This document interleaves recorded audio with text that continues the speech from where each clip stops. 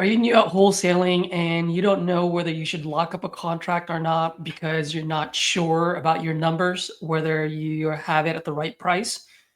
Are you afraid that you're going to lock it up and you have to go back to the seller for a renegotiation? Are these things stopping you from getting your first contract and you've been in the business for a few months now? Well, in this video, I'm going to tell you exactly what you need to do because I've been getting a lot of phone calls, DMs, messages, you name it, from other wholesalers asking me to comp their deal, right? They're like, Caesar, here's the situation, here's the deal. I want to lock it up. Seller's okay at this price point. What do you think? And for a while, I would comp the deal and give them my opinion.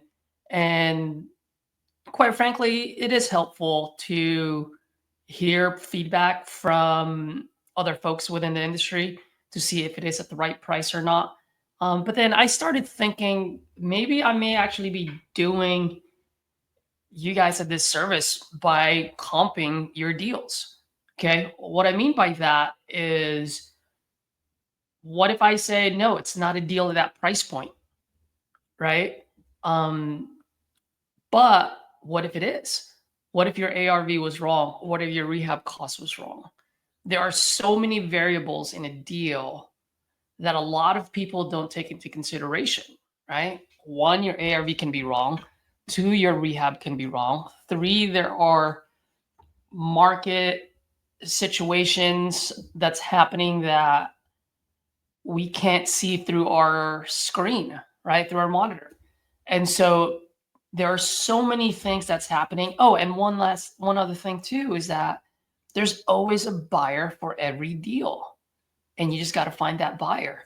And so I wanted to bring this up because, like I said, I've been getting a lot of phone calls, messages asking if it's the right price or not.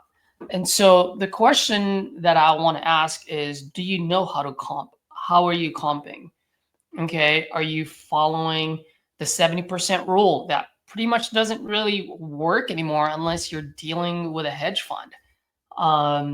Or are you following RJ and Cassie's way of comping, which is the way that I comp now, which I find to be more accurate than the other ways of doing it. Um, and so that would be my first question. Do you know how to comp, or are you just throwing up numbers out there and see what sticks? So let's assume for a second that you do know how to comp, right? You have some general idea, whether it's the 70% rule, titanium way, whatever way it is. Let's assume for a second that you do know how to comp. Well, if you know how to comp, my suggestion is go ahead and lock it up, right? Because the only way for you to learn, truly learn, and know whether you locked it up at the right price or the wrong price is to go through the motion, to go through that process, get it under contract, try to dispo it yourself.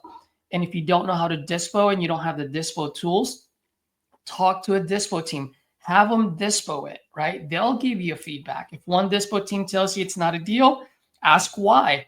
Ask where do you think you need it to be in order for it to be a deal. Go to another dispo team and so forth, and learn. So one thing that I've preached, and I've said this in multiple videos, is that all the gurus, whether it's RJ, Pace Morby, Jamil, King Kong, you name it, they're all successful in their own right. And the reason why they're successful is they've done enough repetition for them to know what works for them and their business model and what doesn't. The problem that we have is that we're following all the gurus, which there's nothing wrong with that. Okay. However, we're not taking all the action that we need to take to be successful. Okay. So at the end of the day, get your own data feedback, right? Go lock up a bunch of contracts, because at the end of the day, having a wholesaling business is like having a liquor store. You literally opened a liquor store, but you don't have any products on the shelves. So getting a contract, that is your product. You are selling the contract to an end buyer. So get a bunch of contracts, and from there, you're going to learn who buys what, where, and so forth. Okay. And so to hit this home, I've said it before, right when I started watching RJ, within the first 30 days, actually in 23 days, I had locked up 17 contracts. Now, out of those 17, only three, if not four, made it through the finish line. Okay. Now, as you guys, I don't know if you're following John Looney, but he's one of the TU members, absolute killer. So much respect for that guy. I mean, he's just took off from day one. Okay. Coincidentally, he also locked up 17 deals in the first 30 days that he was in the business. Okay. But out of those 17, only three went through the finish line. And he said this many times on podcasts, in his videos. So it's out there, right? He locked up 17 deals in the first 30 days, and only three went through the finish line. The same thing with me, right? But here's the thing, we both realize what works and what doesn't work. And we both realize what works for him and what works for me. Okay. And so that's one thing that I want you guys to do is take a chance, make that $10,000 mistake, lock up a deal. Okay. But the only thing that I will ask is this: when you do lock up a deal, you have to move fast on the dispo side. Okay. What I mean by that, let's say you have a 30-day close and every dispo team is telling you it's a shit deal. You need to be at a certain price point. If that's the case, then you have to take ownership to go back to that seller, explain the situation, fall on your sword, right? Whether that's, hey, I was looking at some of the comps in the area. We found other comps that fits your house, right? More of your house. And so my ARV was actually incorrect. This is where I'm seeing this now. Or, hey, your pictures, show that place to be a bit worse than how you described it. Whatever it is, you have to take ownership and you need to go back to that seller and explain the situation to get a price reduction. Okay. So that way you can move the deal, or you can go ahead and rip the contract in half right away. Okay. One thing that I do not like is when people have a 30-day close and they don't do jack shit for the first 2 weeks. And then next thing you know, the last 2 weeks, their backs against the wall, and now there's a sense of urgency. And then they end up canceling on the 28th and 29th day.